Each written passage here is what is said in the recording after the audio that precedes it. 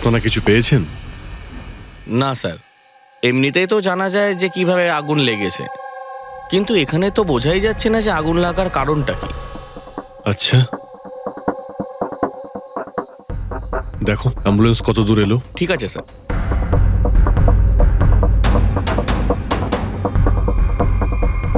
খুব বাজেভাবে ঝলসে গেছে। অদ্ভুত ব্যাপার, জানতেই পারা যাচ্ছে না যে আগুনটা কি করে লাগলো।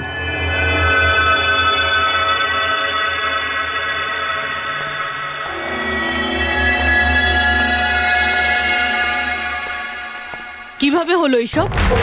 সবকিছু তো একদম ঠিক ছিল, জানি না আগুন কি করে লাগলো। এতজন মানুষের অভিশাপ তো লাগবেই, তাই না? এই কি বললে তুমি? আমি জানতে পেরেছিলাম স্যার যে দিলীপ স্যার কোনো কোর্টের কেসে ফেঁসে গেছিলেন। খুব বড়সড় কেস ছিল স্যার, কিন্তু কিছুদিন আগে ছাড়াও পেয়ে গেছিলেন। অনেকে এই নিয়ে রেগেও ছিলেন। আচ্ছা, এই ঘটনার সুযোগ নিয়ে কেউ ওকে মেরে দেয়নি তো? না, কোর্টে উনি নির্দোষ প্রমাণিত হয়েছিলেন, উনি কিচ্ছু করেননি। কি কেস ছিল? 9 বছর আগে জামাইবাবু থিয়েটারে আগুন লেগে গিয়েছিল, যার জন্য বেশ কয়েকজন মারাও গিয়েছিল, আর সমস্ত দোষ জামাইবাবুর ঘাড়ে চাপলো। এমনি এমনি কি করে আগুন লাগতে পারে? এটা নিশ্চয়ই কারোর প্ল্যানিং। কাউকে সন্দেহ হচ্ছে আপনাদের? এটা কে করতে পারে? যে কেউ করতে পারে, অনিতাও করতে পারে। কোন অনিতা? টনির ওয়াইফ, ও এখানে এসেও ছিল।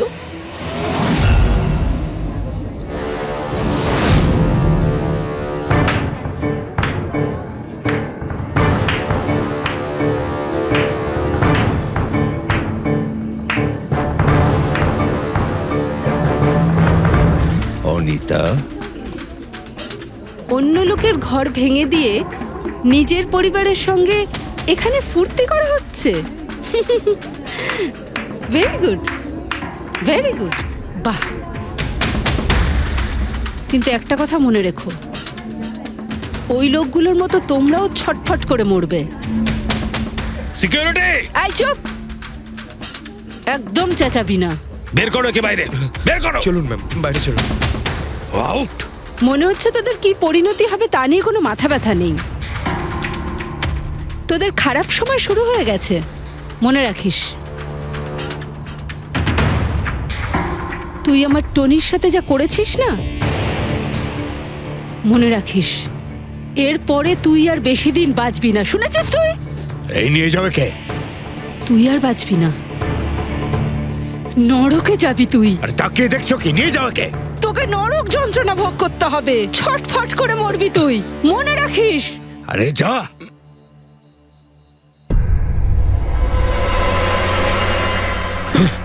Let's enjoy Rohan. আরে ভুলে যাও।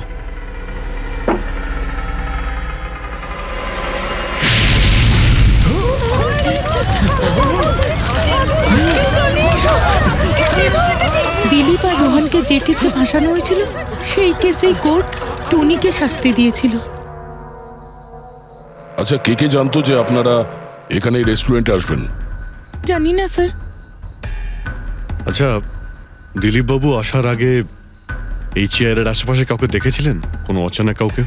না স্যার, কাউকেই দেখিনি স্যার।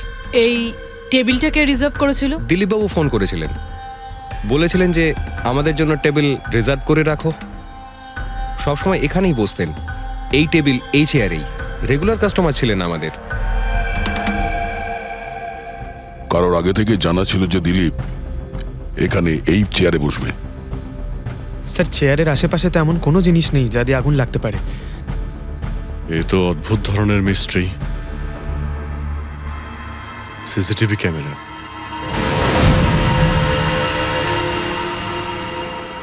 এর ফুটেজ থেকে জানতে পারা যাবে কি হয়েছিল এখানে। ও মাই গড, এসব কিভাবে হলো?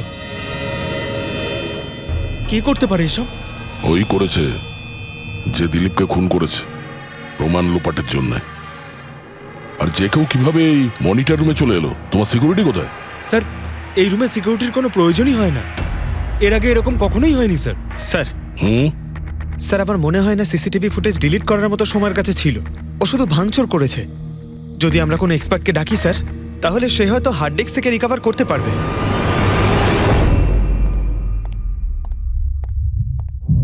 স্যার হ্যাঁ? স্যার 9 বছর আগে দিলীপ আর রোহনের একটা থিয়েটার ছিল যেটায় আগুন লেগে গিয়েছিল। এক্সিট এন্ট্রির দরজা বন্ধ থাকার কারণে 12 জন লোক আগুনে পুড়ে মারা যায়। ভিকটিমদের ফ্যামিলি যখন কেস করে তখন ইনভেস্টিগেশনে জানা যায় যে সেই সময় একজন গার্ড ছিল। হ্যাঁ, টনি। হ্যাঁ স্যার। স্যার কোর্টে এটা প্রমাণ হয়ে গিয়েছিল যে টনি অনেক মদ খেয়েছিল, আর মদের নেশায় সে এতটাই চুর ছিল যে ইমার্জেন্সি এক্সিটের দরজাও খুলতে পারেনি। হ্যাঁ, কিন্তু এই টনির স্ত্রী অনিতা এটা মানতে রাজিই নয় যে ভুলটা টনি করেছিল। স্যার শুধু উনিই নন, অনেক আর্টিকেল এবং নিউজ পেপারও কিন্তু কোর্টের সিদ্ধান্তের ব্যাপারে কথা বলেছিল। যখন এই ঘটনাটা ঘটেছিল তখন দিলীপ আর রোহনের বিরুদ্ধে সলিড এভিডেন্স ছিল, কিন্তু তারপর কেস চলতে থাকলো। 9 বছর হয়ে গেল। কিছু প্রত্যক্ষদর্শী বয়ান বদলে দিল, আর কিছু লোক বাইরে চলে গিয়েছিল।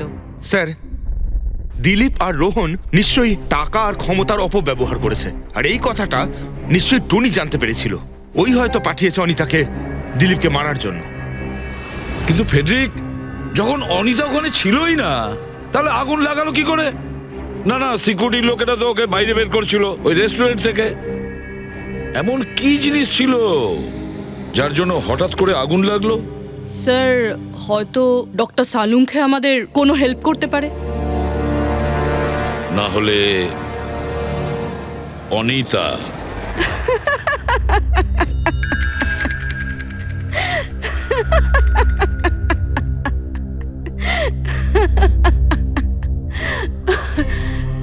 আপনারা তো অবাক হচ্ছেন কেন? আমার হাসি দেখে নাকি দিলীপের মৃত্যুর জন্য? দিলীপের মারা যাওয়াতে এত আনন্দ কিসের?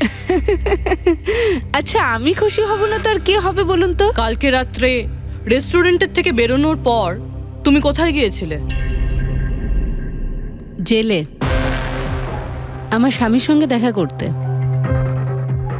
ওয়ার্ডেনের কাছে সমস্ত রেকর্ড আছে, আপনারা চাইলে চেক করতে পারেন। সেটা তো আমরা করবই। আর এইটাও যে তুমি ওই আগুনটা লাগালে কিভাবে? কোনো কালো জাদু করেছিলে তুমি? দিলীপের গায়ে হঠাৎ করে আগুন লাগলো কি করে? কালো জাদু জানলে অবশ্যই প্রয়োগ করতাম, কিন্তু আমি খুব খুশি হয়েছি। দিলীপও ঠিক সেইভাবেই ছটপট করে মরেছে যেভাবে 9 বছর আগে ওই নিরীহ লোকগুলো মারা গেছিল, যেটা শাস্তি এখন আমার স্বামী টনি ভুগছে। তুমি এইটা কিভাবে বলতে পারো যে টনির কোনো ভুল ছিল না? তুমি তো ওখানে ছিলেই না। আমি ওখানে ছিলাম না, কিন্তু টনি এখানে ছিল। সেদিন ওর শরীর খারাপ ছিল। ওর মালিকদের মানে রোহন আর দিলীপকে বলে তাড়াতাড়ি বাড়ি চলে আসে আগুন লাগার অনেক আগেই। ভুল ওদের দুজনের ছিল, ওরাই পুরনো দরজা ঠিক করায়নি, যার জন্য ওখানে আগুনে পুড়ে অনেক লোক মারা গেছিল। আমার স্বামীর নয়, ওদের দুজনের দোষ ছিল। তাতে তোমার নিশ্চয়ই খুব রাগ হয়েছিল, ওদেরকে মেরে ফেলারও ইচ্ছে হয়েছিল। 12 জন মারা গেছিল ওখানে। আমার থেকে অনেক বেশি রাগ ওদের পরিবারের লোকেদের হয়েছিল, কিন্তু এখন হয়তো ওরা খুব খুশি দিলীপের মৃত্যুর খবর শুনে। খুব খুশি হয়েছে। ওরা আরো বেশি আনন্দ পাবে যেদিন রোহন পুড়ে মরবে।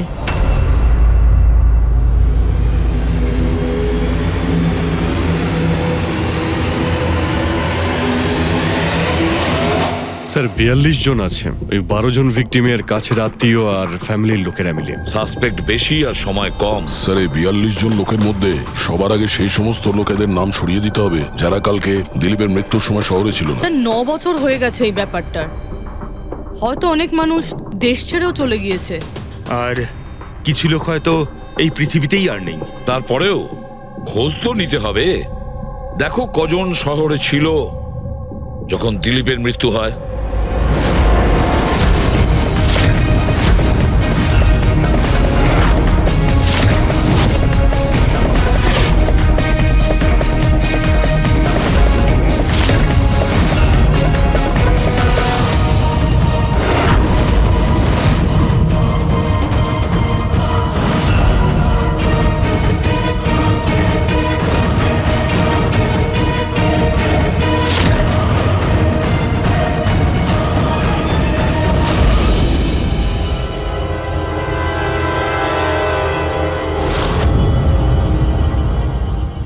পঙ্কজ, কজন এখানে আছে? 27 জন স্যার, যারা সেই সময় শহরে ছিল, আর ওদের দিলীপকে মারার কারণও ছিল। ঠিক আছে, সবাইকে বিউরোতে ডাকো। দেখা যাক ওরা নির্দোষ হওয়ার কি গল্প শোনায় আমাদের। জেমস, তোমার বাবা 9 বছর আগে থিয়েটারে আগুন লাগার কারণে মারা গেছেন, তাই তো? Yes sir. আপনার হাজবেন্ড ফিল্ম একাই দেখতে গিয়েছিলেন? সেই দিন আমি বিজি ছিলাম, তাই উনি একাই চলে যান। কালকে রাত্রে কোথায় ছিলে তুমি? স্যার আমি আমার বন্ধুদের সঙ্গে ছিলাম। স্যার আমি পাসপোর্ট অফিসে গেছিলাম। ওই দুজনকে আমি এমনি এমনি ছেড়ে দেব না।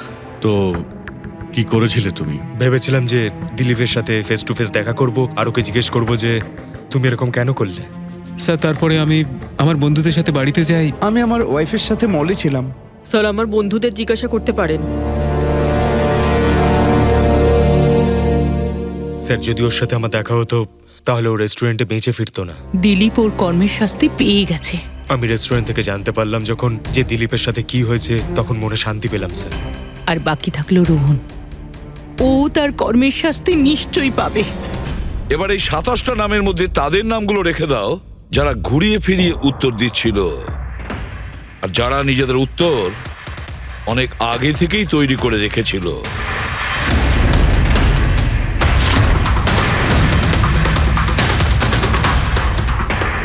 স্যার এবার 15 জন রইল। এবার এই 15 জনকে ওই দিনের ব্যাপারে জিজ্ঞাসা করতে হবে যখন 9 বছর আগে থিয়েটারে আগুন লেগেছিল। দেখা যাক কে সব থেকে বেশি রেগে যায় আর কে মুখ ঘুরিয়ে নেয়। স্যার আমার ভাই মাধ্যমিক পাশ করেছিল। ও বলেছিল বন্ধুদের পার্টি দিতে চায়, সিনেমা দেখাতে চায়, টাকা দাও। স্যার আমি সেই জন্য ওকে টাকাও দিয়েছিলাম। হয়তো ওই টাকাটা আমার ওকে দেওয়া একেবারেই উচিত হয়নি স্যার। যে এই কাজটা করে থাকুক খুব ভালো করেছে। আজকে আমি খুশি, আজ আমি খুব খুশি। কুমারবাবু, আপনি ইউনিভার্সিটিতে ফিজিক্সের প্রফেসর, তাই তো? Yes sir, head of the department physics. কিন্তু আমার নিজের ছেলেরই পড়াশোনায় কোনো ইন্টারেস্টই ছিল না। অনেক বকেছি আমি ওকে, কিন্তু তাতে কোনো রকম কোনো লাভই হয়নি। 1 নম্বরের বদমাইশ হয়ে উঠেছিল। সেদিনও কলেজ বাঙ্ক করে বন্ধুদের সাথে সিনেমা দেখতে চলে গিয়েছিল। আর স্যার তারপর ও আর কোনোদিন বাড়ি ফিরে আসেনি। হিমেশ, রাইট? তুমি কন্ট্রাক্টর না? হ্যাঁ স্যার। হিমেশ, 9 বছর আগে তুমি তোমার স্ত্রীর সঙ্গে সিনেমা দেখতে গিয়েছিল ওই সিনেমা হলে। আমাদের নতুন নতুন বিয়ে হয়েছিল, স্যালনের সাথে সিনেমা দেখতে গিয়েছিলাম। ওর খুব খিদে পেয়েছিল, আমি সিঙ্গাড়া আনতে বাইরে গেছিলাম। আমি আমি ওখানে ফিরে গিয়ে দেখলাম ওখানকার দরজা লক হয়ে গেছে, আর ভেতর থেকে লোকেদের চিৎকার চেঁচামেচি শোনা যাচ্ছিল, আর আর খুব ধোঁয়া বেরোচ্ছিল ওখান থেকে। আমি স্যার দরজা খোলার অনেক চেষ্টা করেছিলাম, আমি খুব চেষ্টা করেছিলাম। আমি পাগলের মতো দরজায় ধাক্কা দিতে থাকি সালোনি সালোনি সালোনি বলে আমি চিৎকার করতে থাকি, কিন্তু আমি কিচ্ছু করতে পারিনি স্যার। আমি কিচ্ছু করতে পারিনি, আমার সালোনিকে আমি বাঁচাতে পারিনি। ওখানে তো একটা গার্ডও ছিল না, টনি? ও কি দরজা খোলেনি? ছিল না স্যার। ওখানে কোনো গার্ড, মানে আর কাউকে দেখেছিলে তুমি? কেউ ছিল না স্যার, কেউ ছিল না। আমি 9 বছর আগে কোর্টে যে কথা বলেছি আজও তাই বলছি। যখন সিনেমা হলে আগুন লেগেছিল তখন টনি ওখানে ছিল না স্যার।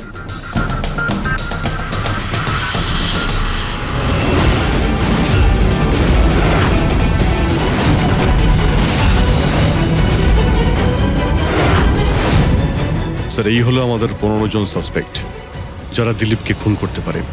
স্যার পুলিশ বলছিল যে ফায়ারম্যানরাও বলতে পারেনি যে আগুনের এক্স্যাক্ট সোর্সটা কোথায় ছিল। ওরা তো দেখা মাত্রই জানতে পেরে যায়, তাই না? জানতে পেরে যায়, যে ওখানে এমন কি জিনিস ছিল যাতে আগুন ছড়িয়ে পড়ে, কিন্তু ওরা জানতে পারেনি।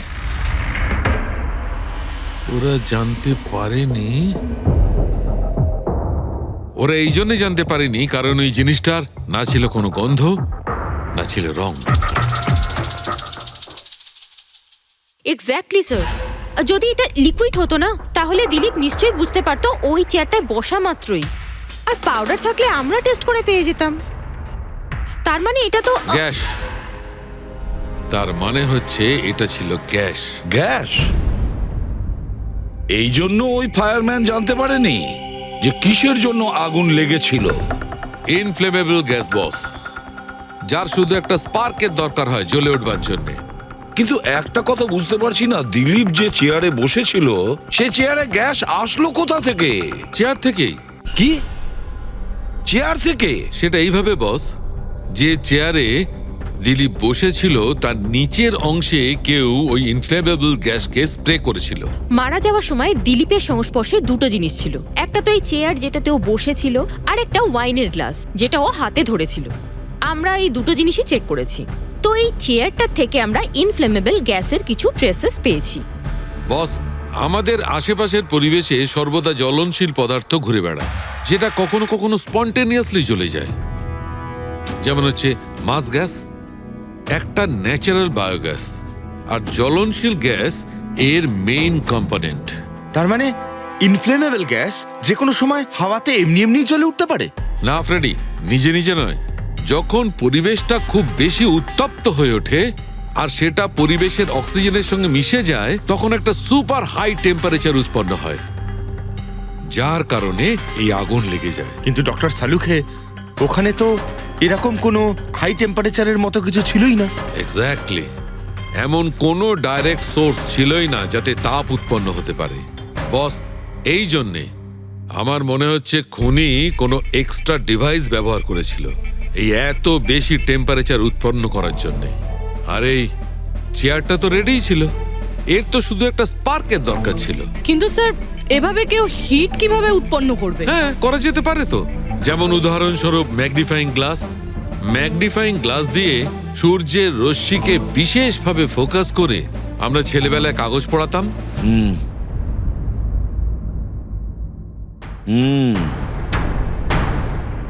মনে হচ্ছে ওই রেস্টুরেন্টে আবার যেতে হবে, খোঁজ নিতে হবে কিসের থেকে আগুনটা লেগেছিল।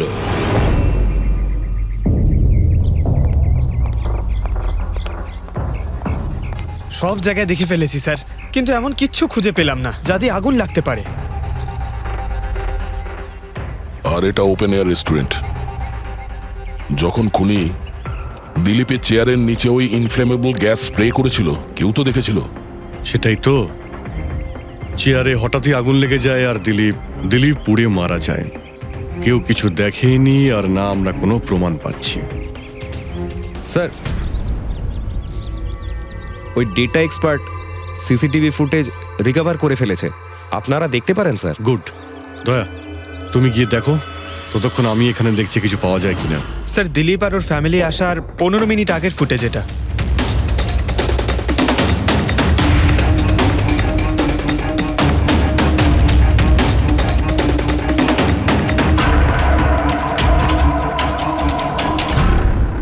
এ চেয়ার চেঞ্জ করছে।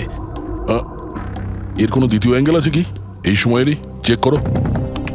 1 মিনিট স্যার।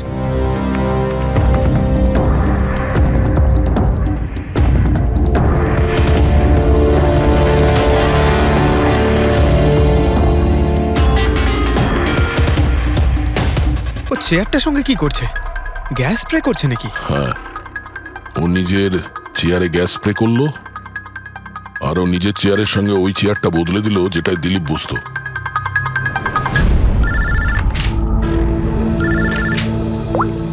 হ্যাঁ দয়া। আচ্ছা, গ্রেট, গুড ওয়ার্ক দয়া, গুড ওয়ার্ক। কি হলো স্যার?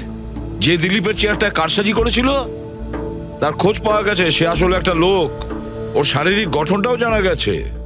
আর দেখি আমরা, দয়া ফটোটা পাঠাচ্ছে।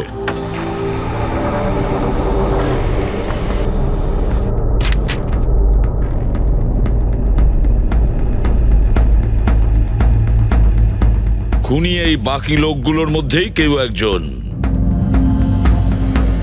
এদেরই মধ্যে কেউ।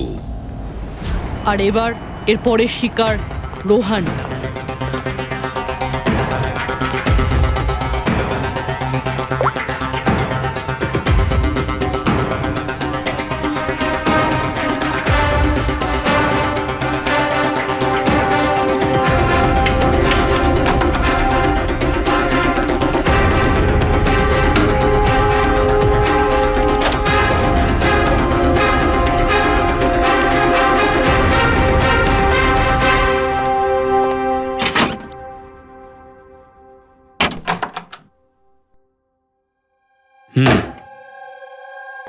আমার মনে হয় কারোর আমার আর দিলীপের মুক্তিতে অসুবিধা হচ্ছে।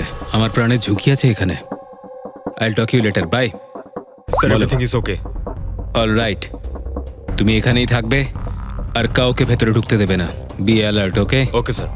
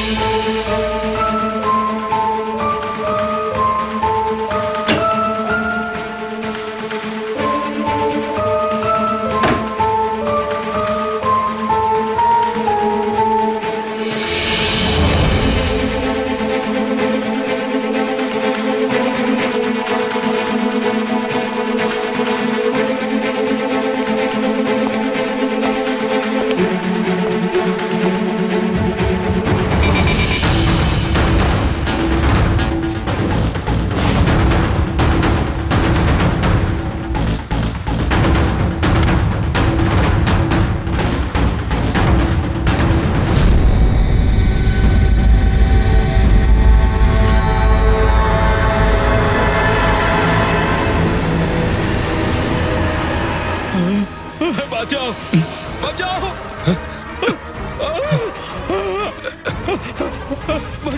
বাঁচাও, বাঁচাও, বাঁচাও ওকে, জল দাও, জল, বাঁচাও, বাঁচাও, বাঁচাও।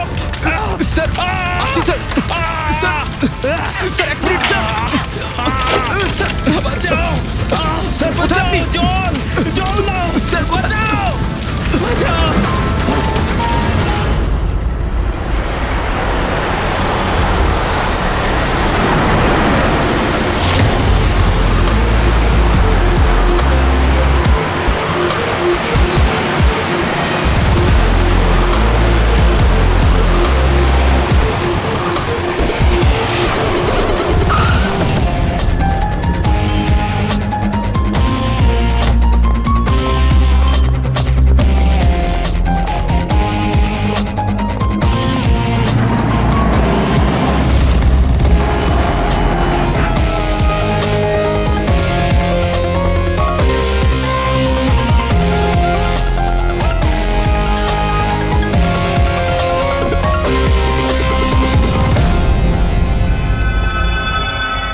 My God!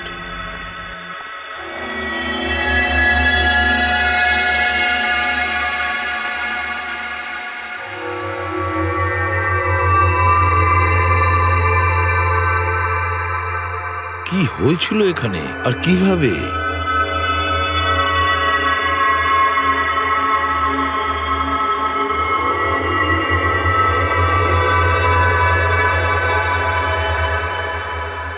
এখানে আর অন্য কোনো জিনিসের স্মেল পাওয়া যাচ্ছে না, শুধু এই পোড়া লাশটার দুর্গন্ধ ছাড়া। মানে স্যার এই মার্ডারটাও ইনফ্লেমেবল গ্যাস দিয়েই করা হয়েছে হয়তো। এসব হলো কিভাবে? হ্যাঁ স্যার, আসলে আমি রোহন স্যারের বডিগার্ড। আচ্ছা, তাহলে আপনারা কোথায় ছিলেন যখন এসব হলো? স্যার, রোহন স্যার আমাকে বাইরে পাহারা দিতে বলেছিলেন।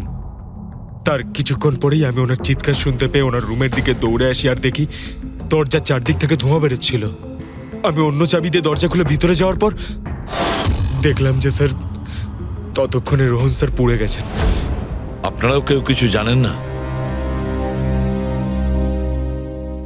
অদ্ভুত ব্যাপার, রুমের মধ্যে কোনো সূত্র পাচ্ছি না, শর্ট সার্কিট হয়নি, পর্দাটা ভেতর থেকে বন্ধ, এই উইন্ডোজটা পার্মানেন্টলি ক্লোজড, কেউ বাইরে থেকে ভেতরেও আসতে পারবে না, আর বাইরে থেকে ভেতরে কোনো ভিউও নেই, কেউ দেখতেও পাবে না। তাহলে লোকটা মরলো কিভাবে? এটার থেকে আগুন লেগেছে বস।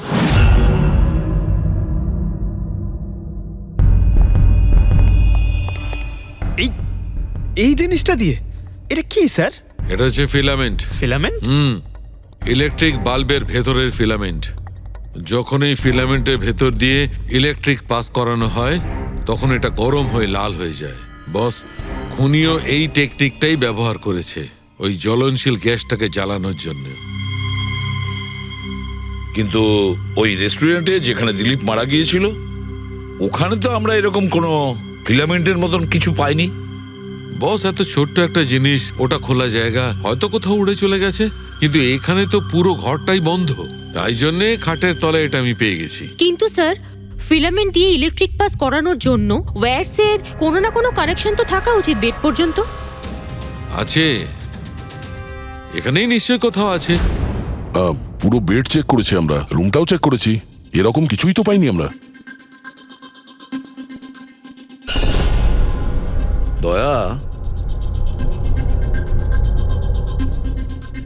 ওই দরজাটা কিসের?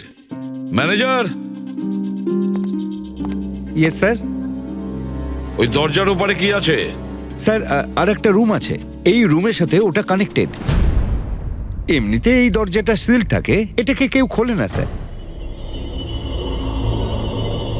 খুলুন এই দরজাটা। Yes sir. আসুন স্যার।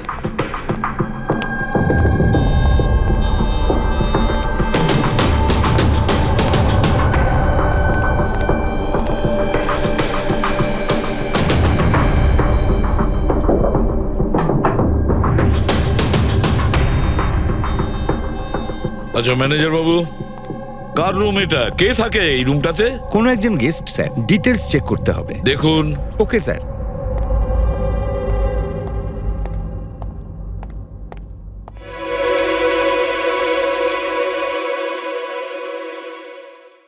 স্যার, ওখানে ওই রুমের মধ্যে যা হয়েছে স্যার সব এই রুম থেকেই করা হয়েছে স্যার। কিন্তু যদি কারেন্ট এই রুম থেকে পাস করা হয়ে থাকে তাহলে এখান থেকে বেড পর্যন্ত কোনো না কোনো ওয়্যার তো থাকা উচিত। আর যদি থেকে থাকে তাহলে রোহন নিশ্চয়ই সেটা দেখতে পেয়েছে। হ্যাঁ, হয়তো ওর বডিগার্ডও দেখে থাকবে। ডাকো তো ওর বডিগার্ডকে। আপনি এদিকে আসুন।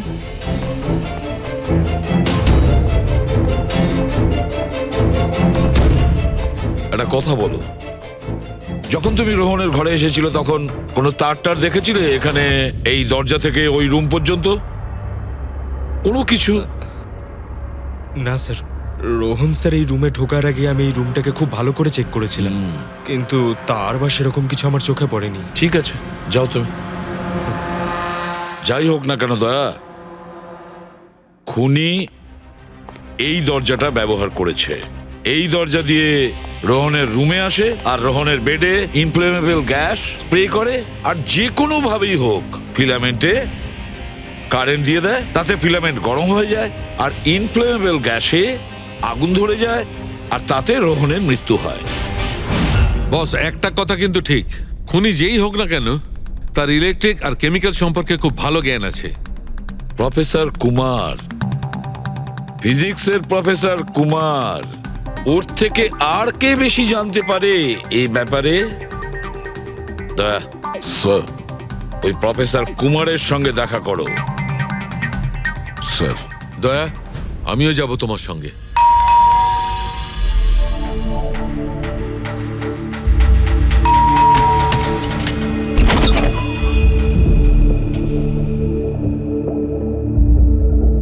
প্রফেসর কুমার আছেন বাড়িতে? হ্যাঁ আছেন, কিন্তু আপনারা? সিআইডি। সিআইডি? সব ঠিক আছে তো স্যার? হ্যাঁ, ওনাকে কিছু জিজ্ঞাসা করার আছে। কোথায় উনি? বাইরে বাচ্চাদের পড়াচ্ছেন, আমি ডেকে আনছি। ঠিক আছে, ঠিক আছে, আমরা দেখছি।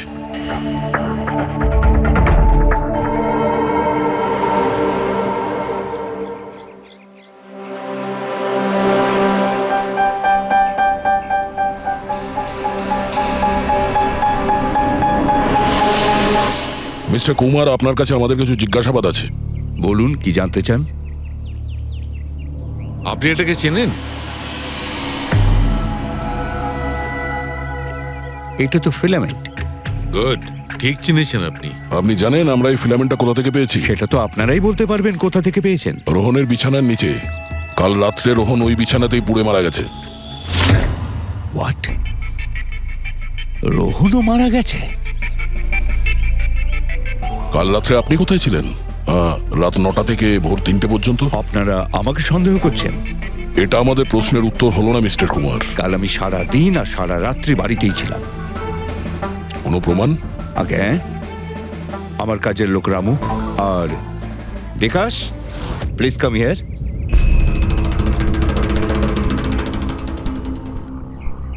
Yes sir. এনাদের বলো যে কাল কোথায় ছিলাম। স্যার আমাদের সবার এক্সট্রা ক্লাস নিচ্ছিলেন এই বাড়িতেই। কটা থেকে কটা পর্যন্ত? স্যার সন্ধ্যা 6টা থেকে ভোর 5:30 পর্যন্ত। সামনেই আমাদের এক্সাম, তাই আমরাই স্যারকে রিকোয়েস্ট করেছিলাম এক্সট্রা ক্লাস করানোর জন্য। ঠিক আছে স্যার, তুমি যাও বাবা। স্যার, আমার আরো 5 জন স্টুডেন্টস আছে যারা কাল সকাল 9টা থেকে 5:30 পর্যন্ত আমার কাছে ছিল। বলেন তো ওদেরও ডাকি? ঠিক আছে, এবার আমি যেতে পারি স্টুডেন্টদের পড়াতে? Please please. Thank you.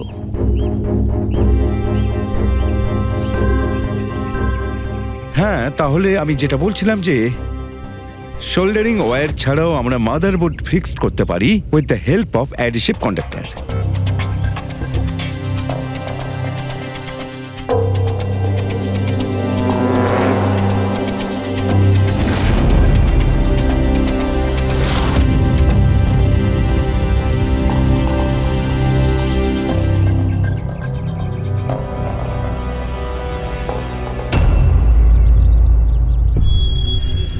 My god, my god! আরে ভাই, কি ব্যাপারটা? কি? আরে ভাই, এই ভুলটা আমি কি করে করলাম? কি? গড, বুড়ো হয়ে গেছি আমি বুড়ো হয়ে গেছি। দয়া একটা কাজ করবে, 1 ঘন্টা পরে ফরেন্সিক ল্যাবে দেখা করো। একটা জিনিস দেখাবো। 1 ঘন্টা পরে। আরে ওই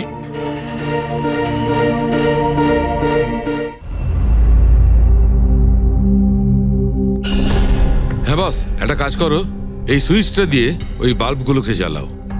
এই সুইচ দিয়ে? এই সুইচ দিয়ে? হ্যাঁ হ্যাঁ, এই সুইচটা দিয়ে। আরে এর মধ্যে কোনো কানেকশন দেওয়া নেই, কিভাবে জ্বলবে? তুমি প্রশ্ন করো না, কখনো কখনো আমার কথাটাও মেনে নাও। কখনো কখনো। এই অন করলাম। কই স্যার, কিছুই তো হলো না। হবে হবে। আরে কি হবে? কিছুই হবে না। হবে ভাই, বিলিভ মি, হবে। 1 মিনিট। আরে ওর শরীর ঠিক আছে তো? হ্যাঁ স্যার, জানি না কি হয়েছে, প্রফেসর কুমারের সঙ্গে দেখা করে আসার পর থেকেই উনি বাল্ব নিয়ে খেলে যাচ্ছেন। একটা কথা বলো, ওই ফিঙ্গারপ্রিন্ট গুলোর খবর কি, যেগুলো তুমি হোটেলের লোকেদের কাছ থেকে নিয়েছিলে আর ওই রুমটা থেকে নিয়েছিলে? স্যার, অনেক ফিঙ্গারপ্রিন্টস পাওয়া গেছে, কিন্তু সবগুলো স্টাফ মেম্বারসদেরই, এছাড়া আর কারোর পাওয়া যায়নি। এটা কিভাবে সম্ভব? এই যে দাদা, একটু এই দিকেও দেখুন। হ্যাঁ হ্যাঁ, দেখছি। হ্যাঁ,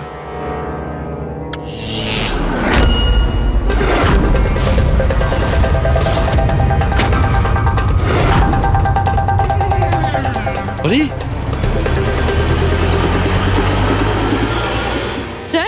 স্যার, এই বাল্বগুলো জ্বললো কিভাবে? এ কি কাণ্ড করলেন ডক্টর সালুকে? কোনো তার ছাড়াই আপনি সবকটা বাল্ব জ্বালিয়ে দিলেন। কিন্তু ডক্টর সালুকে, এটা আপনি করলেন কিভাবে?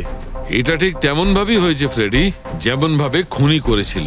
ওই দিলীপের চেয়ারটাতে আর রোহনের বেডে। ম্যাজিশিয়ান সালুকে, এবার পরিষ্কার করে বলুন আপনি সব করলেন কিভাবে? কারেন্ট কি হাওয়া থেকে আসলো? হাওয়া থেকে আসেনি বস, তাহলে? কারেন্ট এসেছে ইলেকট্রিক পেইন্টের সাহায্যে।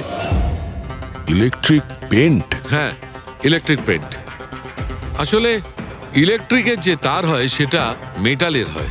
Metal is a good conductor of electricity, সেই জন্য কারেন্ট ওর মধ্যে দিয়ে পাস করে। ঠিক একই রকম ভাবে কিছু পেইন্টও আছে যেগুলোকে আমরা ইলেকট্রিক পেইন্ট বলি, আর এটাও good conductor of electricity.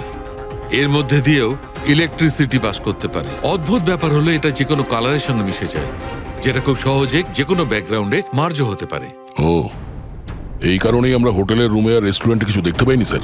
Exactly দয়া, খুনি আসলে হোটেলের রুমের আর রেস্টুরেন্টের ফ্লোরের দুটোর কালার এই কালারের সঙ্গে ম্যাচ করেছে, এই জন্য আমরা দেখতে পাইনি।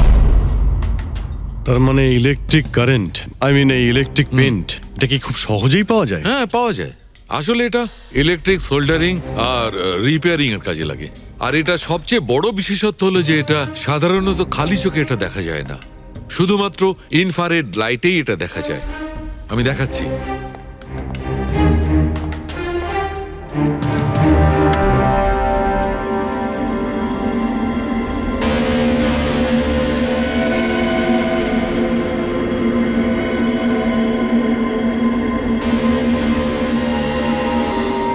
দেখেছো বস? হ্যাঁ, খনিও ঠিক এইভাবেই ইলেকট্রিক পেইন্টের ব্যবহার করেছে আর এই সার্কিট তৈরি করেছে।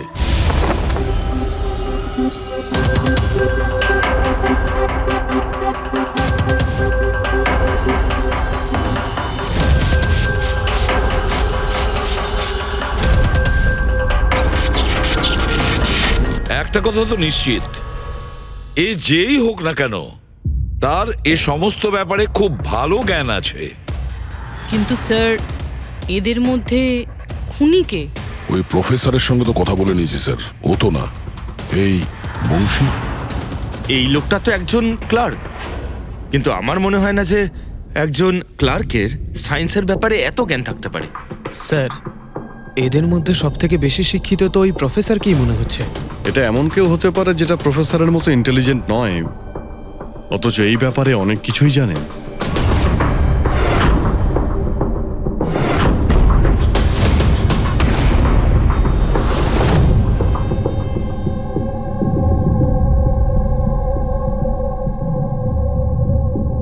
সেই লোকটা অভিজিৎ, এই লোকটাই সে।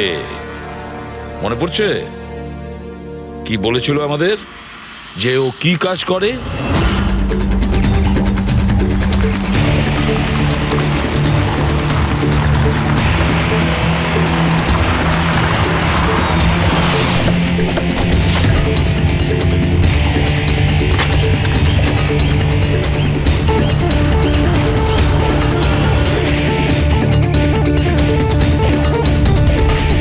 যাওয়া যাক শ্বশুর বাড়ি।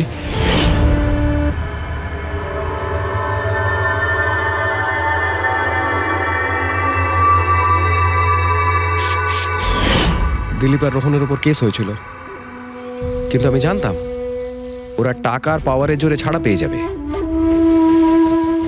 কিন্তু ওদের কাছে টাকা থাকলে আমার কাছে ছিল বুদ্ধি। অনেক মাস ধরে ওদের আমি ফলো করেছি, ওরা কোথায় যাচ্ছে, কি করছে, কার সাথে দেখা করছে, সবকিছু। আর শেষ পর্যন্ত ওদের দুজনকে মারার উপায় আমি পেয়েই যাই, ইলেকট্রিক পেন্ট আর সার্কিটের মাধ্যমে। এই দুটো জিনিসের বিষয়ে আমি খুব ভালো করে জানতাম। ব্যাস, দিয়ে দিলাম দুজনকে শাস্তি। দুজনকে মেরে ফেলেছি জ্যান্ত পুড়িয়ে, যেভাবে ওরা আমার সালোনিকে মেরেছিল। হিমেশ, তোমার স্ত্রীর সঙ্গে যা কিছু হয়েছে সেটার জন্য আমরা সবাই দুঃখিত, কিন্তু দিলীপ আর রোহনকে মেরে তুমি কি পেলে? তুমি কি ফিরে পেলে তোমার স্ত্রীকে? প্রতিশোধের আগুনে পুড়ে তুমি দুজনকে মারলে। আইন তোমাকে কোনোদিন ক্ষমা করবে না, কঠোর থেকে কঠোরতম শাস্তি হবে তোমার।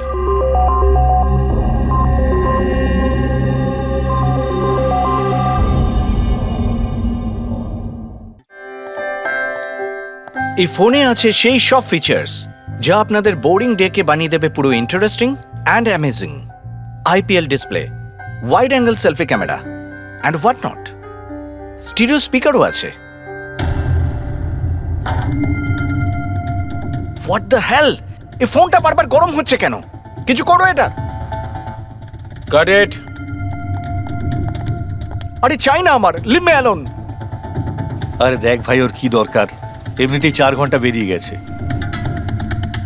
সৌরভ, গিয়ে দেখ না ওর প্রবলেমটা কি হচ্ছে। Sir, any problem? আরে প্রবলেম তোমাদের ওই স্টুপিড ফোনটা। কতবার বলবো, বারবার গরম হচ্ছে। কি করে ধরবো আমি ওটা? আর মীনাক্ষী কোথায়? Ma'am please. How dare you, তুমি আমাকে আটকাচ্ছ? তোমার সাহস তো মন্দ না। আমি রকির ওয়াইফ, ওকে? ম্যাম আমি আপনাকে বারণ কখন করলাম? আই সেড শুটের মাঝখানে। এক্সকিউজ মি, আমি রকির সাথে এক্ষুনি দেখা করতে চাই। It's very urgent, okay? Ma'am please try to understand. Schedule already delay চলছে। শুট শেষ হয়ে গেলে আমি আপনার সাথে ওনার দেখা করিয়ে Excuse me, ma'am. I am promise. Rocky sir আপনাকে ডাকছেন। তুমি যাও, আমি আসছি। যাই হয়ে যাক, ওনাকে ভেতরে আসতে দেবে না।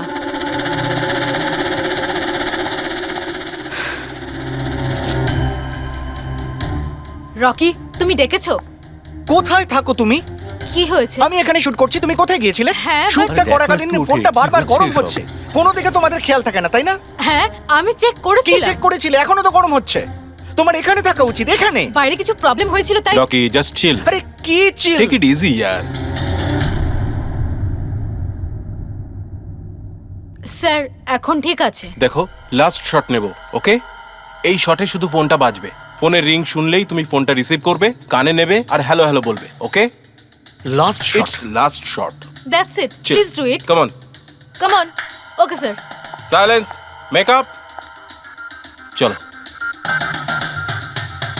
ওকে, রোলিং অ্যান্ড অ্যাকশন।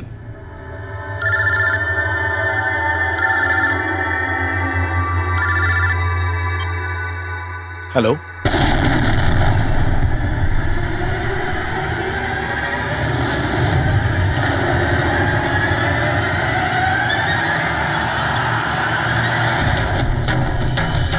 রকি!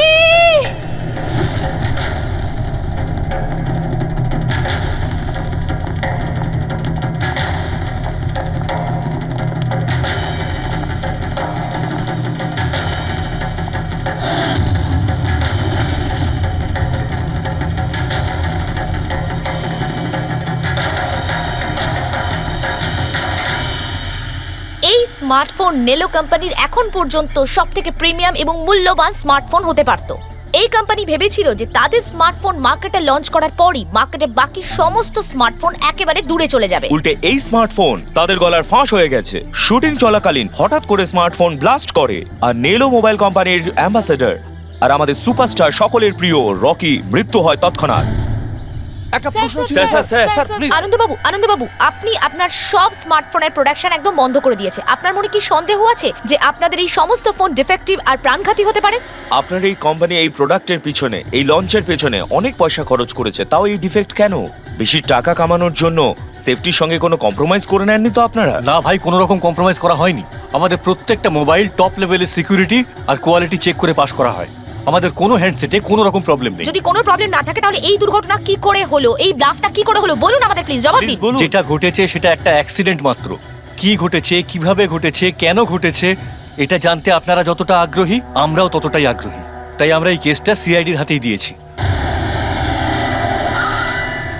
ওই দেখো সিআইডি অফিসার এসে আরে এই তো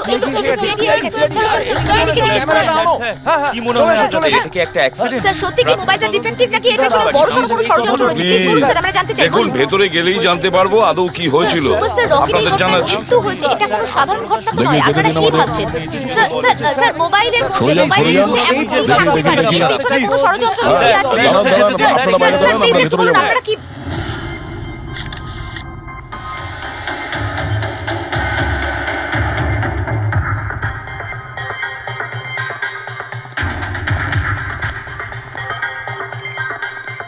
স্যার বডিটা ফরেন্সিকে পাঠিয়েছি। গুড।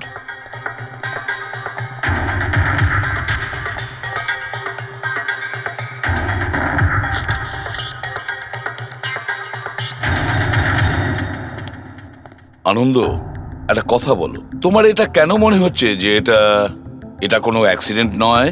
স্যার দুর্ঘটনার ঠিক পরেই আমি সমস্ত হ্যান্ডসেটকে টেস্টিংয়ের জন্য পাঠিয়ে দিয়েছি। কোনো হ্যান্ডসেটে কোনো প্রবলেম পাওয়া যায়নি।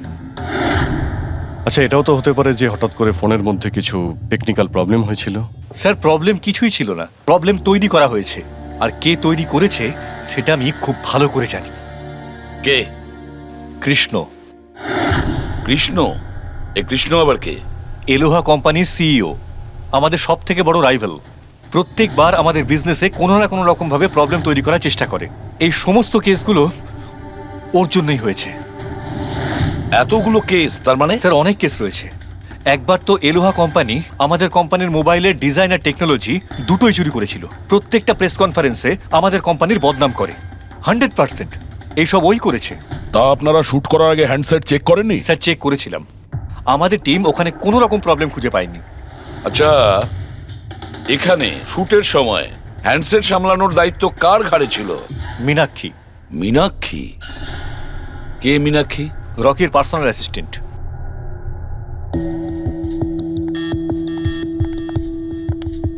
মীনাক্ষী? তুমি মীনাক্ষী তো? হ্যাঁ স্যার। মীনাক্ষী, একটা কথা বলো, এখানে যে সবাই বলছে যে এই ফোনটায় কোনো গন্ডগোল ছিল, গরম হচ্ছিল, ফোনটা যখন তোমার কাছে ছিল তখন কোনো ট্রাবলস দেয়নি? আমি সত্যি বলছি, আমার কিছুই মনে হয়নি। হ্যাঁ, রকি বলছিল যে ফোন গরম হচ্ছে। আমার মনে হয়েছিল যে প্রত্যেক শুটে যেমন করে ও এখানেও তেমন নাটক করছে। তো আপনি ইগনোর করেছিলেন? স্যার, আমার কাছে আরো অনেক কাজ ছিল, প্রেসকে সামলানো, মিডিয়াকে দেখা। স্যার, এখানে শিডিউলও অনেক লেটে চলছিল, আমি একা কত দিক সামলাতাম। নিজেকে সামলাও স্যার। Meenakshi already disturbed. যদি কিছু মনে না করেন, আপনাদের যা জিজ্ঞেস করার পরে করুন প্লিজ। আপনি কে? স্যার, আমি বিশাল, মীনাক্ষীর ফিয়ন্সে। ও আচ্ছা, তুমিও শুটের সময় ছিলে? না স্যার, আমি জানতে পেরেছিলাম যে এখানে একটা ঝামেলা হয়েছে, ভাবলাম মীনাক্ষী ডিস্টার্বড থাকবে, তাই এলাম এখানে। দেখো, আমি জানি যে এটা সঠিক সময় নয়, কিন্তু আমাদের জন্য এটা জানা খুবই প্রয়োজনীয়। হ্যাঁ স্যার। কি হয়েছিল এই মোবাইল ফোনের সঙ্গে, আর কারা কারা ছুঁয়েছিল এই মোবাইল ফোনটাকে, কোথা থেকে এসেছিল মোবাইলটা? স্যার, আমি যতটুকু জানতাম সবটা বলে দিয়েছি। আমি আর অ্যাসিস্ট্যান্ট ডিরেক্টর দুটো ফোনই চেক করেছিলাম, তাই না? কিছুই ছিল না ওর মধ্যে স্যার। কি বললে তুমি? দুটো ফোন চেক করেছো? তার মানে দুটো ফোন? হ্যাঁ স্যার, জেনারেলি শুটিং এর সময় আমরা একটা করে ব্যাকআপ রেখে দিই, কিন্তু দুটো পিসি ব্র্যান্ড নিউ ছিল, সিল প্যাক বক্সে করে ফ্যাক্টরি থেকে এসেছিল। তাহলে আর একটা ফোন কোথায়? স্যার, ওটা কোথায়? এখানেই কোথাও আছে। আমরা তো কিছুই পেলাম না। ম্যাম, ওটা দুটো মোবাইলই তো সেটে থাকার কথা, কোথায় গেল? আমি তো তোমাকে দায়িত্ব দিয়েছিলাম ওগুলো সামলাতে। আমি বাকি সব প্রপার্টির সাথেই রেখেছিলাম। আমরা পুরো সেট চেক করেছি, কোথাও কোনো দ্বিতীয় ফোন নেই। ফোনটা কোথায় গেল আপনারা কেউ কিচ্ছু জানেন না? স্যার, আমি সত্যিই জানি না। কেউ এই ঘটনারই সুযোগ নিয়েছে? দেখেছে ফোনটা নতুন, কারোর মন নেই এদিকে, চুরি করে নিয়েছে? স্যার, কেউ ব্লাস্ট হতে পারে এমন মোবাইল কেন নেবে? পঙ্কজ, ফোন যে ব্লাস্ট হবে তার কোনো গ্যারান্টি নেই। দেখো, ম্যাল ফাংশনের কারণে, টেকনিক্যাল প্রবলেমের জন্য ফোন ব্লাস্ট করতে পারে। স্যার, তাহলে আপনি বলতে চাইছেন এটা অ্যাক্সিডেন্টও হতে পারে? অভিজিৎ, এটা অ্যাক্সিডেন্ট হতেও পারে, আবার নাও হতে পারে। দেখি ফরেন্সিক টেস্টে কি রিপোর্ট বেরোয়।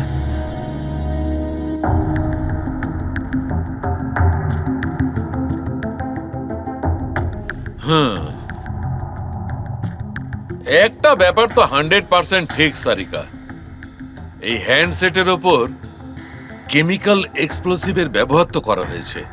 স্যার, এক্সপ্লোসিভ তো পাওয়া গেছে, কিন্তু কোন কেমিক্যালস সেইটাই তো এখন জানার বাকি আছে। কিন্তু মোবাইলের সঙ্গে কোনো না কোনো গন্ডগোল করা হয়েছিল স্যার। হ্যাঁ, সেটা ঠিক।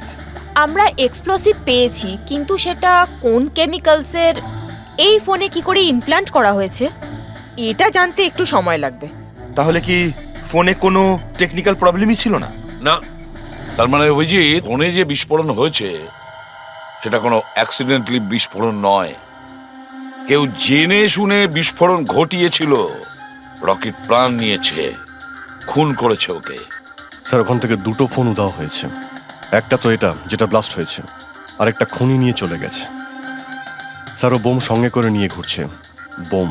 আর একটা কথা, প্রত্যেক হ্যান্ডসেটেরই নিজস্ব IMEI নাম্বার থাকে। এই হ্যান্ডসেটেরও ছিল, এখানে লেখা আছে।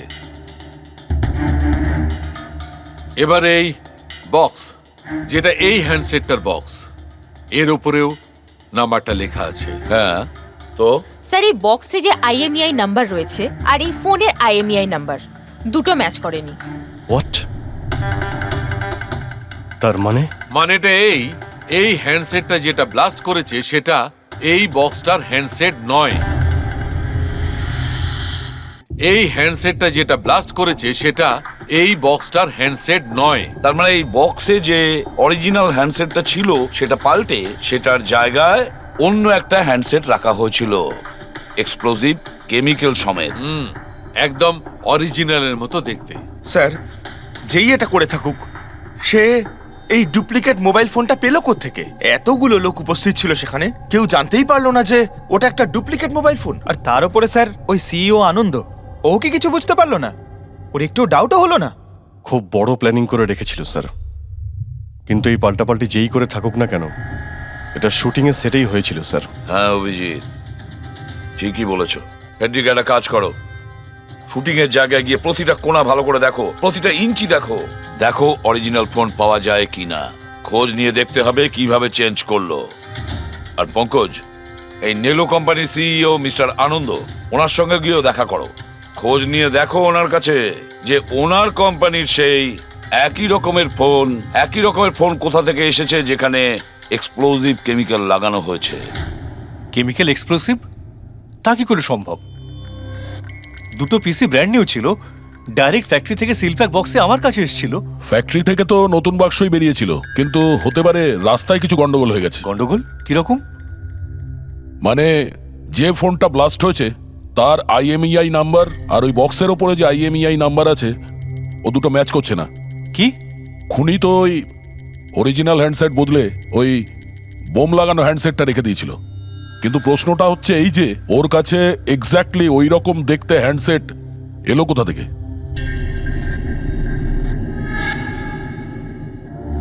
স্যার, মনে পড়েছে, দুটো হ্যান্ডসেট চুরি হয়েছিল। ইয়েস স্যার, 4 দিন আগে আমরা একটা প্রেস কনফারেন্স রেখেছিলাম, যেখানে টপ লেভেলের IT executive, techno bloggers, media, press সবাইকে ডেকে পাঠিয়েছিলাম, যাতে আমাদের মোবাইল ফোনের টেস্টিংও হয়ে যায় আর আমরা আমাদের নতুন স্মার্টফোন ওদের দেখাতে পারি। প্রেস কনফারেন্স শেষ হওয়ার পর আমি জানতে পারি যে দুটো হ্যান্ডসেট চুরি হয়ে গেছে। আর সেই কথাটা আপনি আমাদের এখন বলছেন? স্যার, আমি ভেবেছিলাম এটা তেমন কিছু সমস্যা নয়। তাছাড়া আমি ভেবেছিলাম যেসব অতিথিরা এসছে তাদের উপর চুরির বদনাম দিয়ে কেন কোম্পানির নাম খারাপ করব। যদি আগে বলতে তাহলে হতে পারে রকি বেঁচে যেত। একটা মোবাইল ফোন ব্লাস্ট হয়ে গেছে আর দ্বিতীয়টা এখন ওই খুনির কাছে আছে, যেটা না জানি কবে আর কোথায় ফাটবে। এগুলো হলো সেই ফোন যেগুলো শুটিংয়ে ব্যবহার করার কথা ছিল। এগুলোর সিরিয়াল নাম্বার বক্সে লেখা সিরিয়াল নাম্বারগুলোর সাথে ম্যাচ করে। প্রমাণ লোপাট করার খুব চেষ্টা করেছিল এই খুনি। মোবাইল ফোনটাকে টুকরো টুকরো করে দেয়, ফিঙ্গারপ্রিন্ট মুছে দেয়, আর তারপর ডাস্টবিনে ফেলে দেয়। হ্যাঁ, এই দুটো ফোনই ওই বোম লাগানো দুটো ফোনের সঙ্গে রিপ্লেস করে দেয়, যেটার মধ্যে একটা শুটিং এর সময় ব্লাস্ট করে আর দ্বিতীয়টা অভিজিৎ এখনো বোধহয় খুনির কাছেই আছে। সেটা খুঁজে বের করতে হবে আমাদের। স্যার, একবার ওই খুনি ফোনটা অন করার ভুল করুক, তখনই আমরা ট্রেস করে নেব। হ্যাঁ, সেই ভয়টা কিন্তু আমার আছে অভিজিৎ, দ্বিতীয়বার ব্লাস্ট না করে। হ্যাঁ স্যার, যেই লোকটা প্রেস কনফারেন্স থেকে শুরু করে শুটিংয়ের দিন অবধি খুনের এত লম্বা একটা প্ল্যানিং করতে পারে, সে যে কোনো কাজই করতে পারে। আই এম শিওর স্যার, তার পরের প্ল্যানও ফিক্স করাই আছে। একটা কাজ করো ফেডরিক, মোবাইল লঞ্চের কনফারেন্সে যে কয়জন প্রেজেন্ট ছিল তাদের সবার লিস্ট তৈরি করো আর দেখো ওদের মধ্যে কতজন শুটিং এ উপস্থিত ছিল। খুনি 100% প্রেস কনফারেন্সে উপস্থিত ছিল। ওখান থেকে ও মোবাইল ফোনটাকে চুরি করে, তারপর ওটাকে পাল্টাপাল্টি করে শুটিং স্পটে পাঠিয়ে দেয়। অভিজিৎ, একটা কাজ করো, এই এলোহা কোম্পানির সিইও কৃষ্ণর সঙ্গে গিয়ে দেখা করো। এই কৃষ্ণ নিশ্চয়ই কিছু না কিছু জানে। থ্যাংক ইউ ভেরি মাচ, আপনারা আমাদের কথায় এত তাড়াতাড়ি সাড়া দিলেন। দেখুন, আপনাদের আজকে এই কারণে ডেকেছি যে একটা ইম্পর্টেন্ট অ্যানাউন্সমেন্ট আছে। প্রথমত, ইনভেস্টিগেশন এখনো চলছে, কিন্তু একটা কথা পরিষ্কার, নেলো কোম্পানির ফোন নিয়ে যে ব্লাস্টটা হয়, একজন মারাও যায়, ওই ব্লাস্টটা অ্যাক্সিডেন্ট ছিল না, একটা প্ল্যান্ড মার্ডার ছিল ওটা। তাহলে স্যার কে খুন করলো রকিকে? এতে নেলো রাইভাল কোম্পানির কোনো হাত নেই তো? দেখুন, এটা এখন বলা যাবে না যে কে খুন করেছে বা কে নেলো কোম্পানির রাইভালি এটা করেছে, এটা ঠিক বলা হবে না। এনাদের ফোন একদম পারফেক্ট ছিল, এখনো ঠিক আছে, কিন্তু যেটা ব্লাস্ট হয়েছিল সেটাকেও ওই ফোনের সঙ্গে গন্ডগোল করে দিয়েছে, ব্লাস্টটা করিয়েছিল জেনে শুনে। স্যার যদি কারো ষড়যন্ত্র থাকে তাহলে কবে তাকে ধরছেন? খুব তাড়াতাড়ি ধরবো আমরা, আমি আপনাদের কথা দিচ্ছি। কে? সিআইডি। ও, আপনি এখানেও এসে গেছেন। মনে হচ্ছে প্রেস কনফারেন্সে আমাদের বিরুদ্ধে অভিযোগ করে আপনার প্রাণ ভরেনি। দেখুন, আমার মনে হচ্ছে আপনি নিউজটা ভালো করে দেখেননি। আপনাকে বদনাম কিন্তু আমরা করছি না, মিডিয়ার লোকেরা করছে। এই মিডিয়ার লোকেরা আমার সম্মানটাকে মাটিতে মিশিয়ে দিচ্ছে, আর এই সমস্ত অভিযোগ বাজে আর মিথ্যা কথা। কোনটা ভুল আর কোনটা ঠিক সেটা তো আমরা ঠিক খুঁজে বের করব। আমি আপনাকে একটা কথা বলি, এই রকির মৃত্যুর সঙ্গে আমাদের কোম্পানির কোনো যোগাযোগ নেই। কিন্তু আপনার কোম্পানির মধ্যে আর নেলো কোম্পানির মধ্যে অনেক দিন ধরে প্রবলেম চলছে। শুনেছি আপনার উপরে কোর্ট কেস চলছে মোবাইলের ডিজাইন চুরি করার জন্য। কোন কোম্পানিতে প্রতিদ্বন্দ্বিতা থাকে না বলুন? যদি ডিজাইনের কথা বলেন, ডিজাইন আমি চুরি করিনি, আমার ডিজাইন আনন্দ চুরি করেছে। আমার কোম্পানির রিসার্চ, আমার কোম্পানির ব্লুপ্রিন্ট নিয়ে গেছে ও। আর একটা কথা বলি আপনাকে, আনন্দের কোম্পানি থেকে অনেক কর্মী চলে গেছে কারণ তাদের খাটিয়ে ঠিকমতো পয়সা পর্যন্ত দেয় না। আর ওই কোম্পানির একজন এমপ্লয়ি এখানে আমার কোম্পানিতে জয়েন করার অ্যাপ্লিকেশন দিয়েছে। নেলো কোম্পানির এমপ্লয়ি? হ্যাঁ। আচ্ছা, ওই লোকটার ডিটেলস কি আমরা পেতে পারি? অবশ্যই, আমি এখনই দিচ্ছি। স্যার, কৃষ্ণার ওইখানে চাকরির জন্য যে অ্যাপ্লাই করেছে সে আনন্দের লোক স্যার, আনন্দের কোম্পানির সিনিয়র সেলস এক্সিকিউটিভ। কিন্তু ও চাকরি ছাড়তে চাইলো কেন? রিজনটা খুবই স্বাভাবিক, ও নিজের স্যালারি নিয়ে সন্তুষ্ট ছিল না, কিন্তু সব রেকর্ড চেক করে দেখলাম ঠিকঠাকই মনে হচ্ছে। এখনো কোন কোম্পানিতে? আনন্দর কোম্পানিতে নাকি কৃষ্ণর কোম্পানিতে? না স্যার, কৃষ্ণার ওখানে তো এখনো প্রসেসে রয়েছে, ও এখন আনন্দের কোম্পানিতেই আছে। কিন্তু কৃষ্ণার সঙ্গে এর মধ্যে অনেকবার মিটিং হয়েছে ওর। কিন্তু অভিজিৎ, এখনো ওর ওপর নজর রাখতে হবে, নজর রাখা উচিত ওর ওপর। ঠিক। আর একটা ফোনের ব্যাপারে কি জানতে পারলে? এখনো অবধি সুইচ অফই পাওয়া যাচ্ছে স্যার। সিগন্যাল পাওয়া মাত্রই ইনফর্ম করব আপনাকে। বুঝে উঠতে পারছি না অভিজিৎ যে এই পুরো চক্রান্তটা কার লাভ বেশি হচ্ছে, কার লাভ হচ্ছে। স্যার, আপনারা আমাকে ডেকেছিলেন? দেখো মীনাক্ষী, ভয় পেও না, সবকিছু সোজাসুজি প্রশ্ন, ঠান্ডা মাথায় উত্তর দিও। আচ্ছা, কালকে শুটিংয়ে রকির সঙ্গে কারোর কি কোনো ঝামেলা হয়েছিল নাকি? স্যার, রকির সাথে শুট করা রিয়েলি ডিফিকাল্ট। তার মানে? ও সব সময় কিছু না কিছু ভুল আমার বার করতো। সব সময় খোটা দিয়ে কথা বলা, চিৎকার করে কথা বলা। মীনাক্ষী, তুমি এটা পারো না, ওটা পারো না, তুমি কিছুই জানো না। তাহলে কালকেও সেটে কোনো ঝামেলা হয়েছিল? স্যার, কোন শুটে ঝামেলা হয় না? প্রত্যেক শুটে ও কোনো না কোনো ঝামেলা ঠিকই করতো। সবার উপরে কালকেও ও চিৎকার করেছে, সবার ভুল বার করছিল। তারপরে বিনি আর বিমলও চলে আসলো। বিনি মানে রকির ওয়াইফ? হ্যাঁ। সে আবার কি করলো? স্যার, রকি আর বিনির কোনোদিনই বনিবনা হতো না। রকি বলতে যে ও ওর জীবন নষ্ট করে দিয়েছে।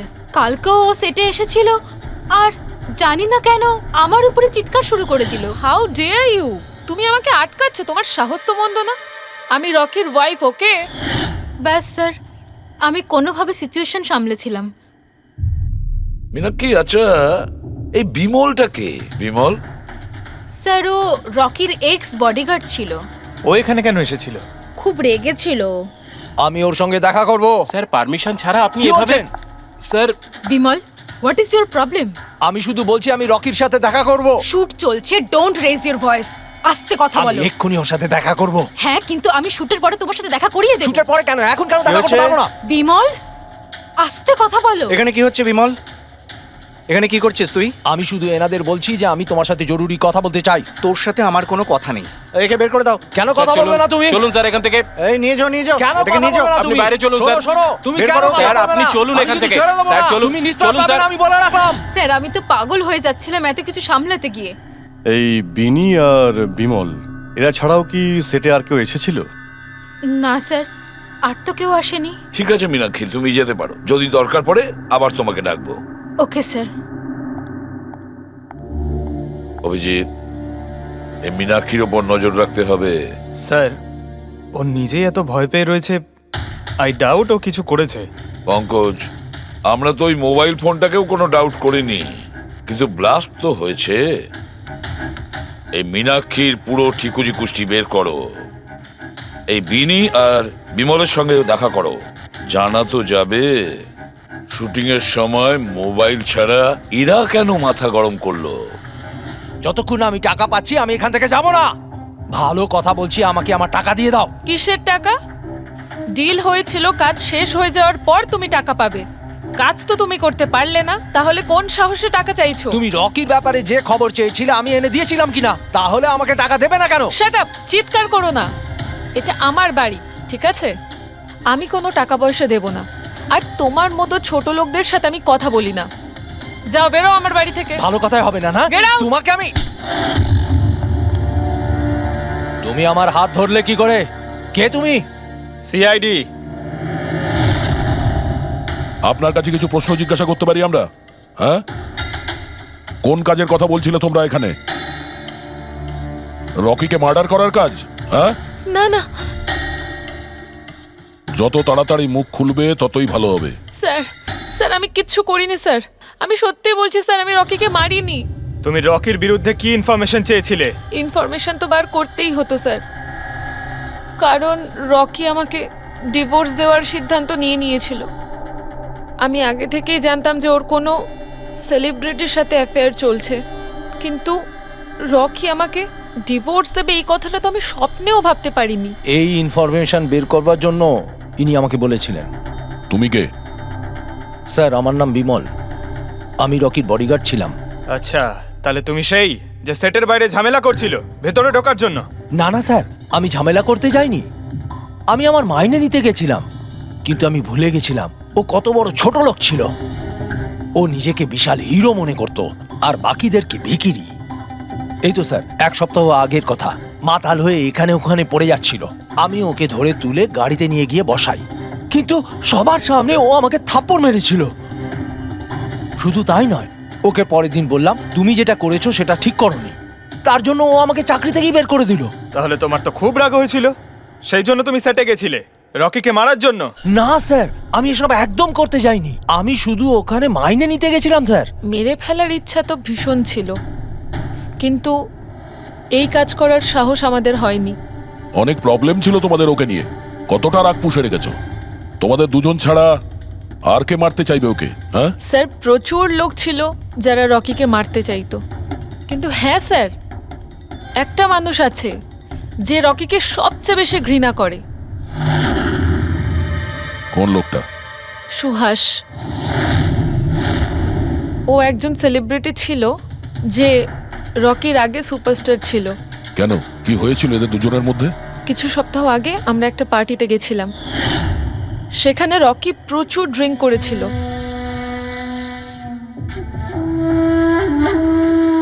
সুভাষ, এতদিন কোথায় ছিলি তুই?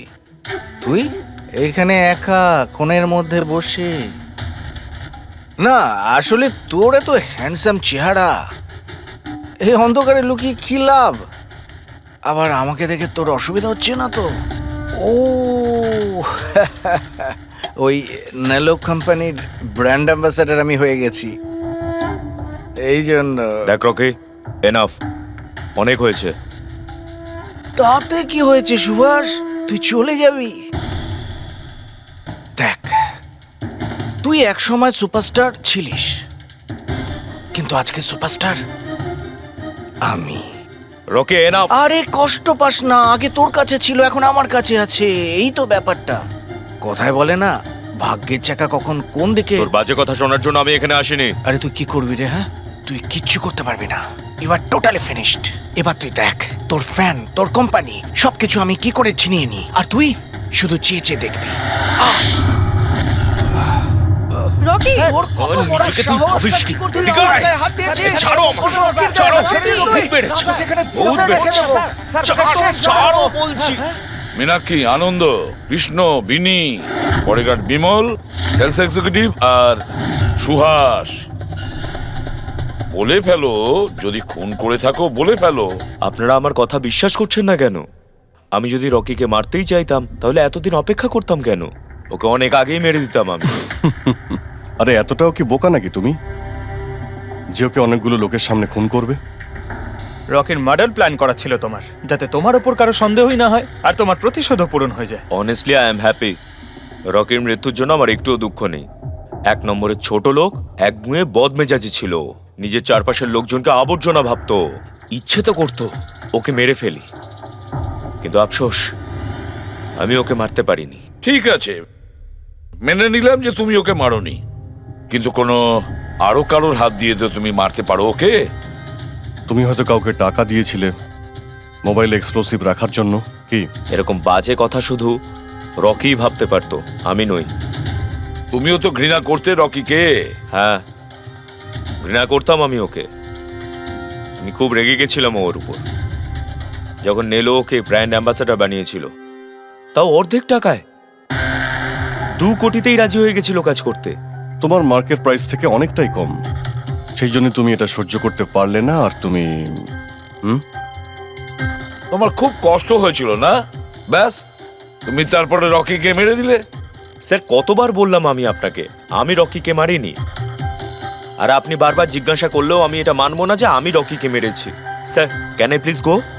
আমি আমার শুটিং ফেলে এসেছি। ঠিক আছে, তুমি যেতে পারো। Thank you. ওকে ছাড়ুন স্যার, পরে দেখে নেব। 1 সেকেন্ড এই ফটোগ্রাফ দেখুন স্যার। এরা হলো সেই লোকগুলো যারা প্রেস কনফারেন্স আর শুটিংয়ে ছিল। এটা নেলোর সিইও আনন্দ, আলোয়ার সিইও কৃষ্ণ, আর এ রকির ওয়াইফ বিনি। এটা রকির পিএ মীনাক্ষী, আর এ রকির এক্স বডিগার্ড বিমল, আর এ সেলস এক্সিকিউটিভ। আর এদের মধ্যে সবার কাছে কোনো না কোনো কারণ তো ছিল রকিকে মারার জন্য। আর রকির স্ত্রীকেই ধরো, বিনি। কোনো স্ত্রী কি কখনো বরদাস্ত করতে পারে নিজের স্বামীর অন্য কোনো মহিলার সঙ্গে অ্যাফেয়ার চলুক? আর তাছাড়া ওকে ডিভোর্সও দিতে চাইছে। স্যার, এই বডিগার্ড বিমল, একে তো সবার সামনে অপমান করা হয়েছিল। এই আনন্দ আর মীনাক্ষী, অভিজিৎ বুঝে উঠতে পারছি না এদের কাছে এমন কোন কারণ থাকতে পারে রকিকে মারার জন্য। আনন্দ, ওই সেলফোনটা এই কোম্পানিরই ছিল যার শুটিং রকি করছিল। যদি ও ওকে মারতো তাহলে ওরই বদনাম হয়ে যেত আনন্দর। স্যার, এই মীনাক্ষী রকির পার্সোনাল অ্যাসিস্ট্যান্ট। এ তো রকির প্রত্যেকটা অ্যাসাইনমেন্টের জন্য 10% কমিশন পেত। ও নিজের রোজগার কেন বন্ধ করবে স্যার? রকি মারা যাওয়াতে সব থেকে বেশি ক্ষতি তো এরই হয়েছে। এর বিয়ে আটকে যায় আর এর ইনকামও বন্ধ হয়ে যায়। আরে এই যে সেলস এক্সিকিউটিভ নেলোর যে এলোয়াতে অ্যাপ্লাই করেছিল জবের জন্য, এও তো প্রেস কনফারেন্সে ছিল। ইয়েস স্যার, কিন্তু ও সেটে ছিল না স্যার। আমার মনে হয় না ও এর সঙ্গে জড়িত। স্যার, ওই দ্বিতীয় মোবাইলটাও অন হয়ে গেছে। তাহলে ট্রেস করো, দেখো কোথায় আছে ওটা।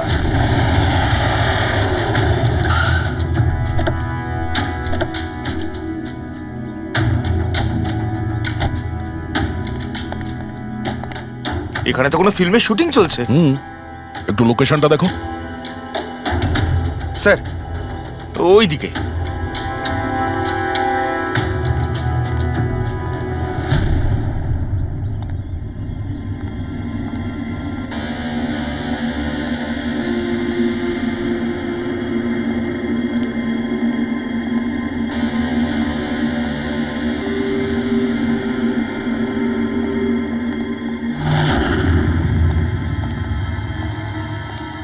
ভাই, মোবাইল লাগবে নাকি? একদম সিল প্যাক। মোবাইল আশেপাশেই আছে, ওই দিকে হবে হয়তো। আরে ব্যাটারি ব্যাকআপ খুব ভালো। আরে আরে আরে কি করছেন? গরম আছে। আরে কি করছেন? সবাই পেছনে সরো। আরে ওটা আমার মোবাইল, কি করছেন? আরে কি করছেন? আপনারা সবাই সরে যান প্লিজ, পেছনে যান। যান এখান থেকে, সরুন এখান থেকে তাড়াতাড়ি।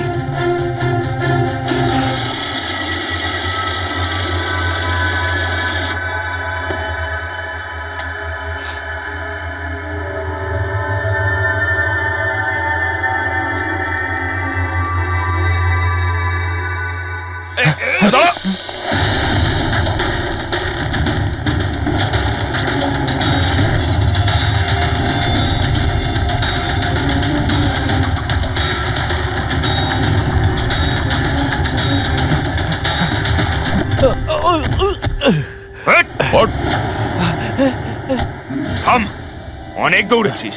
এই মোবাইলটা তোর কাছে কোথা থেকে এলো? এটা তো আমারই মোবাইল স্যার। তোর মোবাইল? চুরি করা মোবাইল এটা, চুরি করা। সত্যি কথা বল, কোথা থেকে পেয়েছিস তুই মোবাইলটা? বলছি স্যার বলছি। স্যার এক জায়গায় শুটিং চলছিল স্যার, আমি ওখানে স্পট বয় ছিলাম, ওখান থেকে চুরি করেছি। স্যার আমি ভেবেছিলাম নতুন মোবাইল বিক্রি করে কিছু টাকা পাবো, আর কিছু নয় স্যার। তো এতদিন ধরে এই মোবাইল ফোনটা সুইচ অফ কেন ছিল? আমি নিউজে দেখলাম যে মোবাইলে নানা রকম গন্ডগোল হচ্ছে, তাই অফ করে দিয়েছিলাম। তারপর যখন নিউজে দেখলি যে মোবাইলটা একদম ঠিক আছে, তখন সেটাকে অন করে বিক্রি করতে চলে গেলি। এটা তো ভালোই হয়েছে যে আমরা টাইম মতো এখানে পৌঁছে গেলাম, না হলে এই মোবাইলের মতো তুইও ফেটে যেতিস। তাই বলি মোবাইলটা এত গরম হচ্ছিল কেন? থ্যাংক ইউ স্যার, আপনারা অনেক উপকার করলেন আমার, না হলে আমি মরেই যাচ্ছিলাম। ধন্যবাদ স্যার, আমি আসছি। ধন্যবাদ তো এবার আমরা বলবো, চল। আমার সন্দেহ একদম ঠিক হয়েছে বস। এই মোবাইলে যে ব্যাটারি আছে সেটাকেই গন্ডগোল করা হয়েছে। গন্ডগোল করা হয়েছে তার মানে? এই ব্যাটারির ওপর একটা বিশেষ ধরনের কেমিক্যাল লাগানো হয়েছে যেটা খুব বেশি রিঅ্যাক্টিভ আর এক্সপ্লোসিভ।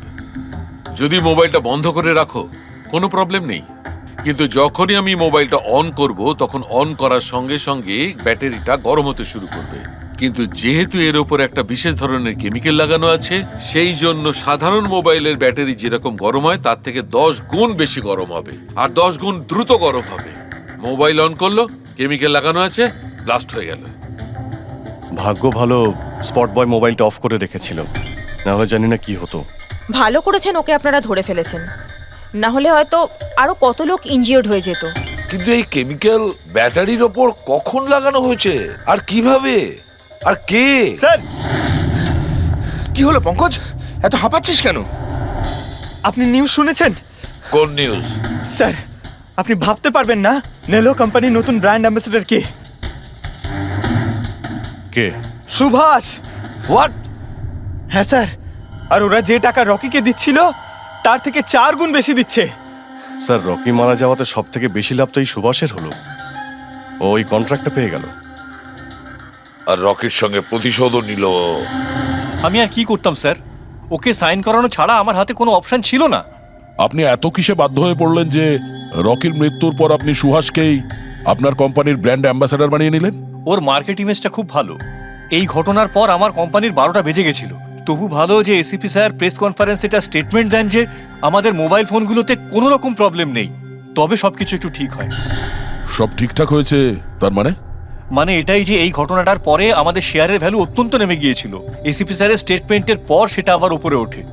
আমি খুব তাড়াতাড়ি ইনভেস্টরদের বিশ্বাস অর্জন করতে চেয়েছিলাম, আর সেই জন্য আমি ওকে সাইন করিয়েছি, কারণ ইনভেস্টরদের ওর উপর ভরসা ছিল। কিন্তু আপনি ওকে 4 গুণ বেশি টাকা দিয়ে সাইন করালেন, আপনার তো লস হয়ে গেল তাই না? এটা কোনো লস নয়, business investment. Anyway Anandababu, thank you. Thank you sir, thank you. Thank you sir. এই ঘটনার পরে আমাদের কাছে যে সাসপেক্ট লিস্ট ছিল তার মধ্যে সব থেকে বেশি লাভ তো এই সুভাষের হলো। পঙ্কজ, মনে হয় ব্যাপারটা সেরকম নয় যেটা আমরা দেখতে পাচ্ছি। এটা মনে হচ্ছে কোনো বড় গেম। আনন্দ কি বলল? যেই ওর মোবাইল ফোনে ব্লাস্ট হয়েছে অমনি ওর শেয়ার পড়ে গেছে, আর এসিপি স্যার স্টেটমেন্ট দেওয়ার পরে শেয়ার আবার নর্মাল হয়ে গেছে। মনে হচ্ছে আমাদের আসামি, তার নাম ওই লিস্টেই আছে যেখানে শহরের বড় লোকেদের নাম আছে, স্টক মার্কেট। এসিপি স্যারের সঙ্গে কথা বলতে হবে। কথা বল। আমি হলাম সুধীর, আর আপনারা দেখছেন শেয়ার মার্কেটের আপডেট। শুধু তাই নয়, আগামী 2-3 দিন শেয়ার মার্কেটের অবস্থা আগামী বেশ কয়েকদিন। স্যার, হ্যাঁ স্টক মার্কেট গিয়েছিলাম স্যার, ওখান থেকে আসছি। কি জানতে পেরেছো? আপনি ঠিক ছিলেন স্যার। নীল শেয়ার প্রাইস পড়ে যেতেই প্রচুর ইনভেস্টার্স ক্ষতির থেকে বাঁচতে ঘাবড়ে গিয়ে নিজেদের স্টক বেচে দিয়েছে।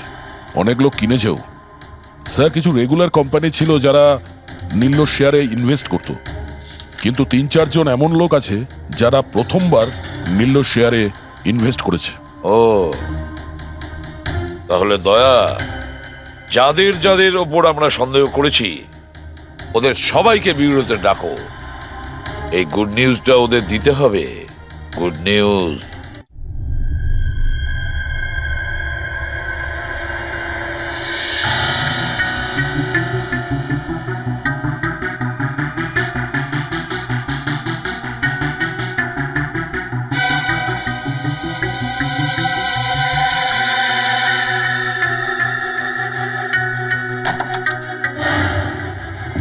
আরে বাহ, সবাই এসে গেছেন। স্যার আপনি ফোনে বলেছিলেন যে রকির খুনিকে জানতে পেরেছেন। আগে হ্যাঁ, রকির খুনিকে আমরা জানতে পেরেছি, আর সে এই মুহূর্তে এই রুমের ভেতরেই আপনাদের মধ্যে কেউ আছেন। ব্যাস এটাই বেটার হবে যে সে নিজে সামনে এসে বলুক যে সে নিজে কাজটা করেছে। স্যার। হ্যাঁ দা। স্যার, ওই দ্বিতীয় ফোনটা যেটা শুটিং লোকেশন থেকে চুরি হয়ে গিয়েছিল সেটা পেয়ে গেছি। ফ্যান্টাস্টিক দয়া, আর একটা ফোন তাহলে পাওয়াই গেল। দারুণ ব্যাপার। আনন্দ, এটা তোমার কোম্পানির ফোন তো? আগে হ্যাঁ স্যার, কিন্তু এটা কে চুরি করেছিল, কে সে? খুব তাড়াতাড়ি জানা যাবে। দয়া, একটা কাজ করি আমরা, শালুকে এখানে ডাকো আর বলো এটা চেক করতে, তাই না? ব্যাস আপনারা একটু বসুন, আমি এক্ষুনি আসছি। হ্যাঁ ঠিক আছে। হ্যাঁ, সিট ডাউন প্লিজ।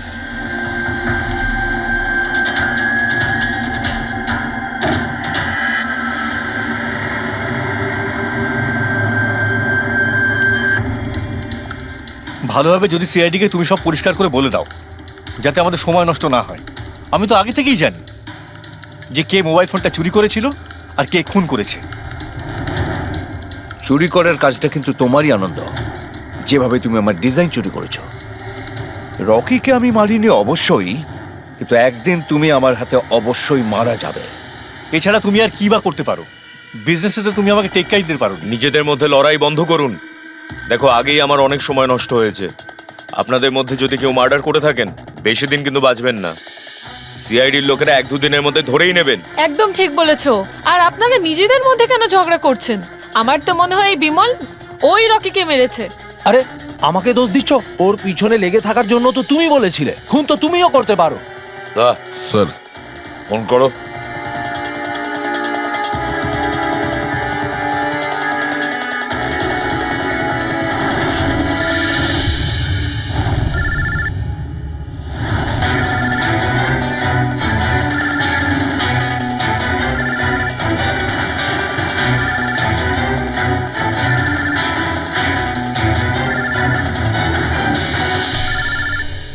আরে কেউ ফোন তুলছে না কেন? ফোন তোলো। এবার মজাটা দেখো।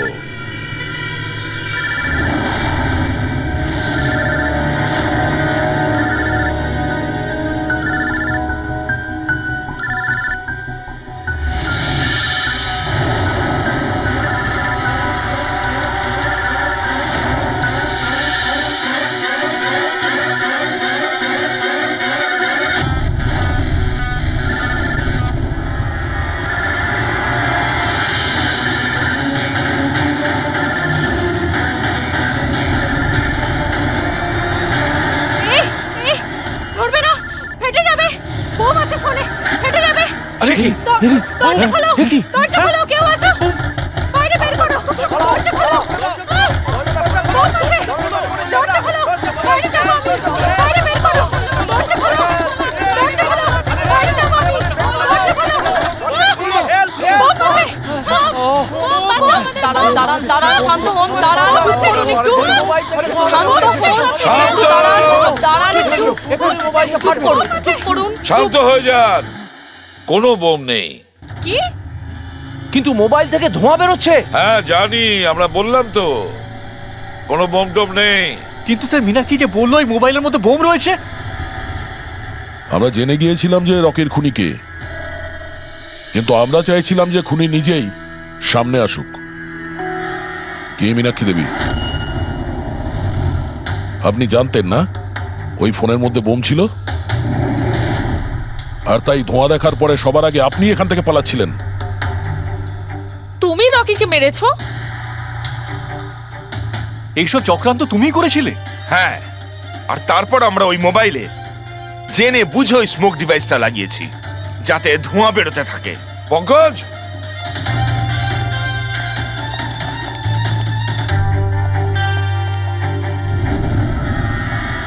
আমি বিশাল, মীনাক্ষীর ফিয়ন্সে। দেখলে তো রকির মৃত্যুর পেছনে আর তোমার কোম্পানির শেয়ার নিচে নামার পেছনে কারা ছিল? মীনাক্ষী আর তার হবু স্বামী বিশাল। যখন আমরা নীলোফোনের ইনভেস্টরদের লিস্ট চেক করলাম, তখন আমরা জানতে পারলাম যে বিশালের বোন সবিতা অনেক শেয়ার কম দামে কিনে নিয়েছে, আর যখন শেয়ারের রেট বেড়ে গেছিল তখন ওটা বেচে দিয়েছিল আর 20 গুণ প্রফিট করেছিল। কে সত্যি তো এটা? তাহলে বলো কেন মেরেছো রকিকে? স্যার, রকি আমাকে জব থেকে বার করে দেবে বলেছিল। স্যার, আমি অতিষ্ঠ হয়ে গিয়েছিলাম ওর দুর্ব্যবহারে, লোককে ছোট করে কথা বলা, অপমান করা, তাও সবকিছু মানিয়ে চলছিলাম স্যার। একদিন হঠাৎ আমাকে বলল যে জব থেকে বার করে দেবে, একটা নতুন পিয়া রাখবে। স্যার, আমার বিয়ের জন্য আমার এত টাকা দরকার, আমি কোথা থেকে নিয়ে আসতাম? আমি পাগল হয়ে গেছিলাম। স্যার, আমি মীনাক্ষীকে স্টক মার্কেটের ব্যাপারে বলেছিলাম। আমি সব সময় স্টক মার্কেটে ইনভেস্ট করে টাকা কামাতাম। স্যার স্যার স্টক মার্কেটের এক্সপিরিয়েন্স এই পরিস্থিতিতে কি করে ইউজ করব সেটা বুঝতে পারছিলাম না। তারপরে তোমরা নেলোর প্রেস কনফারেন্সে গেলে, যেখানে কোম্পানি নতুন ফোন লঞ্চ করছিল, তাই না? আর ফোন টেস্ট করার জন্য ওরা প্রেস আর আইটি লোকেদের দেবে ভেবেছিল। স্যার, আমি মীনাক্ষীকে বলেছিলাম যে সুযোগ পেলে ওখান থেকে 2টো মোবাইল চুরি করতে, আর ও সেটাই করে স্যার। তারপরে তুমি ওই ফোনের ব্যাটারিকে কেমিক্যাল এক্সপ্লোসিভ লাগিয়ে অরিজিনাল ফোনের সাথে বদলে দিয়েছিলে আর শুটিং লোকেশনে পাঠিয়ে দিয়েছিলে, তাই তো? আর অরিজিনাল মোবাইলটাকে টুকরো টুকরো করে দিলে যাতে আমরা প্রমাণটা না পাই। এটাই তোমার প্ল্যান ছিল তো? টাকার লোভে পড়ে তুমি একজনকে খুন করলে, প্রাণ নিলে তার।